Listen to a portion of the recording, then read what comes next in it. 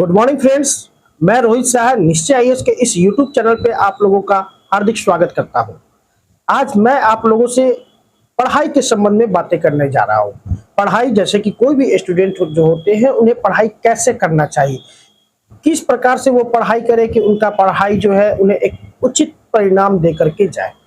तो सबसे पहला प्रश्न जो आता है निकल कर कि आखिर हम पढ़ते क्यों हैं। पढ़ाई दो ही रूपों में होता है कि या तो आपकी शौक हो या दूसरी आपकी मजबूरियां हो। शौक शौक के अंतर्गत देखें तो कुछ ही लोग आते हैं, जैसे कि मान करके चलिए कि डॉक्टर राजेंद्र प्रसाद, एपीजे अब्दुल कलाम साहब हो गए, या फिर से कहे बाबा साहब, बी आर अम्बेडकर साहब। इन लोगों ने जो पढ़ाई किया, इन लोगों के पढ़ाई करने के पीछे एक शौक था कि हाँ मुझे पढ़ना है और पढ़ाई के माध्यम से ही अपने आप को सर्वोच्चता को प्राप्त करना है। बट जो स्टूडेंट बीपीएससी की तैयारी कर रहे हैं या यूपीएससी की तैयारी कर रहे हैं, उनके पास एक निश्चित उद्देश्य होता है, एक निश्चित सिलेबस होता है कि हाँ इतने सारे ये जो सिलेबस है, इन सिलेबस में जो जो भी सब्जेक्ट्स को मेंशन किया गया है वो सारे के सारे सब्जेक्ट्स हम अपने अंदर उतार लें। एक ये चीजें तो जो भी स्टूडेंट बीपीएससी की तैयारी कर रहे हैं या यूपीएससी की तैयारी कर रहे हैं या आप किसी भी चीज की तैयारी कर रहे हैं, तो अब आपने इस फील्ड में जो आपने लक्ष्य निर्धारित कर रखा है कि हाँ हमें फलाने चीज को हमारा लक्ष्य है, मुझे बीपीएससी में जाना है, मुझे यूपीएससी कंप्लीट करना है। आपने जैसे ही लक्ष्य निर्धारित कर लिया, तो लक्ष्य निर्धारित करने के बाद आपको सबसे पहले कि उस जो भी आपने लक्ष्य निर्धारित किया उसके सिलेबस को आप देखो, क्योंकि सबसे पहला जो उसकी सफलता की जो कहे कि चाबी कहे या सफलता का पूरी तरीके से जो राज छुपा हुआ होता है किसी भी कंपटीशन का, वो उसके सिलेबस में होता है। तो सबसे पहले आपको सिलेबस को देख लेना है। अब सिलेबस को देखने के बाद आया प्रश्न कि पढ़ाई कैसे किया जाए, किन रूपों में पढ़ाई को किया जाए, पढ़ाई को कैसे हम कंप्लीट करें, कितना घंटा पढ़ाई करें। तो अब इसके संदर्भ में देखा जाए तो सारे लोगों की अपनी अलग अलग मानसिकताएं होती है।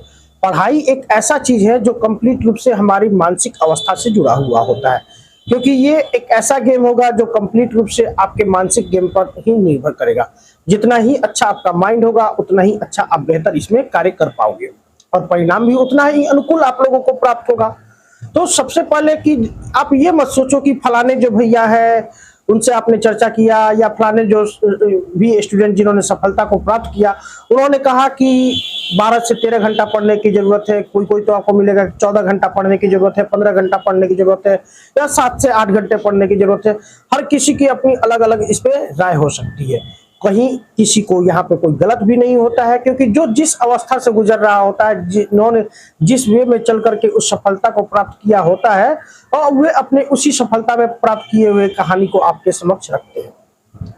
अब सबसे बड़ा प्रश्न आता है कि जो स्टूडेंट अभी तैयारी की शुरुआत ही कर रहे हैं, उनके सामने जैसे ही ये आता है कि 10 घंटा पढ़ना पड़ेगा, 12 घंटा पढ़ना पड़ेगा, तो ये जो सवाल आता है, ये जो प्रश्न आता है, ये कहीं ना कहीं उनको भयभीत कर देता है अपने लक्ष्य के प्रति उनके समर्पण की भावना को, कि जा मेरे से तो इतना 10 घंटा पढ़ाई नहीं हो पाएगा, 12 घंटा पढ़ाई नहीं हो पाएगा। तो इस परिस्थिति में क्या होता है कि वो लक्ष्य से अपने थोड़ा सा दूर होने लगते हैं। यहाँ पर आपको थोड़ा सा ठहर करके सोचने की जरूरत है कि आप ये बिल्कुल मत सोचो कि आपको 10 घंटा पढ़ने की जरूरत है, आपको 12 घंटा पढ़ने की जरूरत है। आप एक निश्चित समय अवधि में पढ़ करके भी, कम समय में भी पढ़ करके आप इसमें सफलता को प्राप्त कर सकते हो।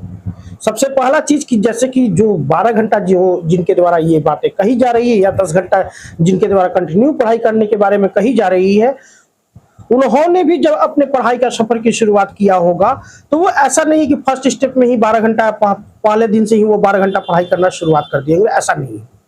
तो सबसे पहले आपको अपने अंदर एक हैबिट डेवलप करना होगा, वो आपके व्यवहार में उतरना चाहिए। व्यवहार में उतरना चाहिए तो जैसे कि आप यदि जितना भी समय आप पढ़ सकते हो, यदि आप आधा घंटा ही पढ़ सकते हो, पूरी तरीके से समर्पण की भावना से, पूरी तरीके से मन और मस्तिष्क आपका एकाग्र हो वो पढ़ाई के प्रति, तो बस आप आधा घंटा ही दो। कोई जरूरत नहीं कि आप आधा घंटा से ज्यादा दो।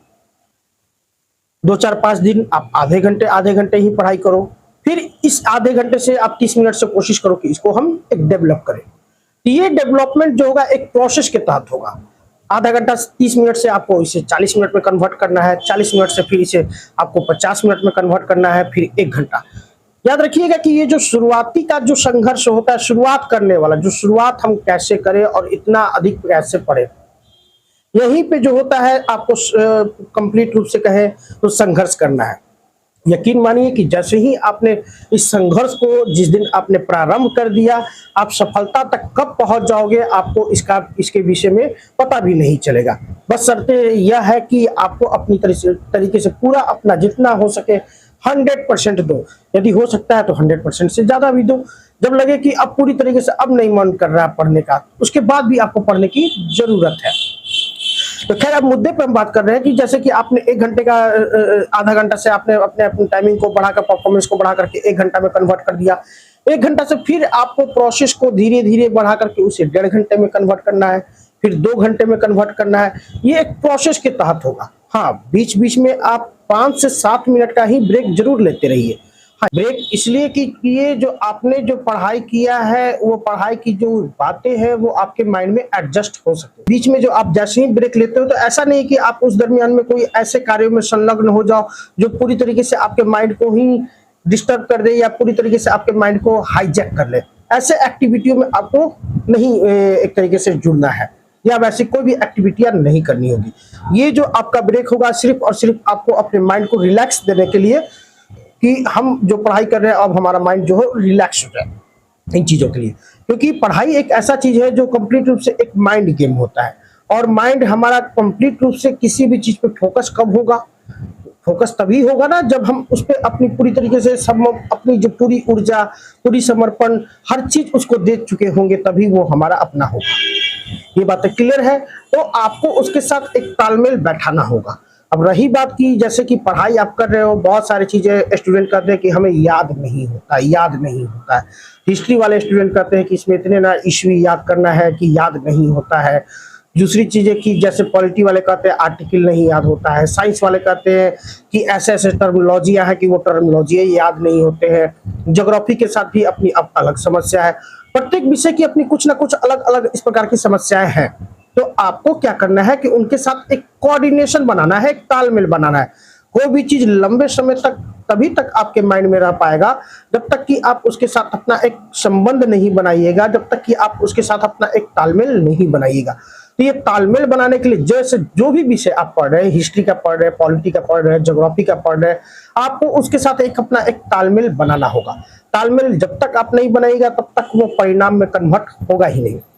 अब उदाहरण के तौर पे समझने की कोशिश करें कि मान लीजिए कि आप हिस्ट्री में ही कोई चीजें पढ़ रहे हो, हड़प्पा सभ्यता से रिलेटेड चीजें आप याद कर रहे हो, आपको याद नहीं हो पा रहा है, तो आपको वहां पर एक तो या तो उसके कोडिंग को बनाना होगा। ये कोडिंग ध्यान में रखिएगा। जैसे बहुतेरों ऐसे आप वीडियो देखते होंगे जहां पे लोग कोड देते हैं कि ये ट्रिक याद रट लो, जीएस कंप्लीट हो जाएगा, फलाना ट्रिक रट लेते हो तो पूरा का पूरा इतिहास में का जो राजा महाराजा का नाम है वो आपको याद हो जाएगा। आपको इन सब चीजों से बचना है। पहली चीज है कि जैसे कि आपने बीपीएससी जैसे ही लक्ष्य निर्धारित किया है तो आप अपने माइंड में एक चीज डाल लो कि इसका कोई शॉर्टकट नहीं है। शॉर्टकट होगा भी तो वो वैसा शॉर्टकट आपके लिए काम देगा जो आपका खुद का क्रिएट किया हुआ हो। आप दूसरे के क्रिएट किए हुए चीजों को फिर सोचोगे कि आप पूरी तरीके से उस पर सफलता प्राप्त कर लो, तो ये व्यवहार में उस हद तक संभव नहीं हो पाएगा। इट में भी हो भी सकता है सब कि आप उस पर चल करके आगे बढ़ सकते हो, परंतु ये पूरी तरीके से आपको परिणाम में कन्वर्ट करवा दे ये पॉसिबल नहीं है। तो आपको जो भी ट्रिक है वो सारे के सारे ट्रिक आपको खुद को अपने बेस पर क्रिएट करना है और उसी आधार पर अपनी पढ़ाई को सुचारू रूप से लेकर के आगे बढ़ना होगा। एक बार फिर लास्ट में जाते जाते मैं आपको समझाते हुए जा रहा हूं कि बिल्कुल भी ये मत सुनिए कि सामने वाले जो है 12 घंटा पढ़ते हैं, 14 घंटा पढ़ते हैं, आपको भी पढ़ना है। हाँ, आप भी उस रेस में आ सकते हो, बट वो मोशन बनाने में आपको समय लगेगा।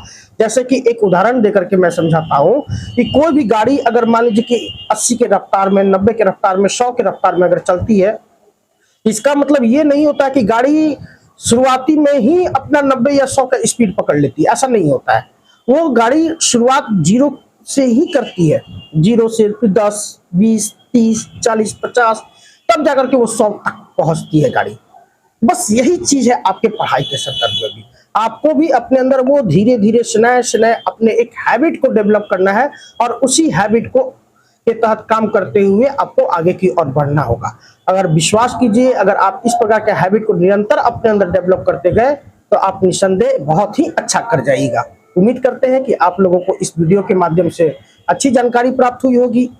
यदि आपको हमारा वीडियो अच्छा लगा हो, हमारे चैनल को जरूर सब्सक्राइब करें। Thank you so much.